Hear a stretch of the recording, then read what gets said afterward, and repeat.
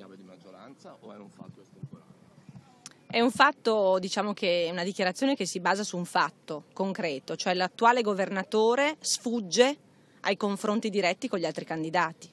La democrazia ci impone di confrontarci anche con chi la pensa in maniera diversa. Se lui è tanto sicuro di aver fatto bene, perché non è capace di confrontarsi con chi la pensa in maniera diversa da lui?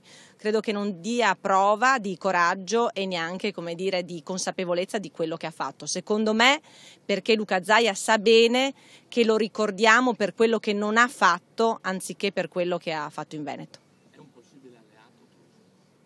Guardi, noi puntiamo a vincere e queste sono dietrologie che francamente lasciano il tempo che trovano. Io ho sempre detto che tutti i miei avversari sono degli avversari forti, temibili, come Zaia, Tosi, Berti, Morosin e anche la Coletti, perché tutti quelli che ci mettono la faccia per questa battaglia e per questa sfida importante sono degni di rispetto, ma sempre avversari rimangono.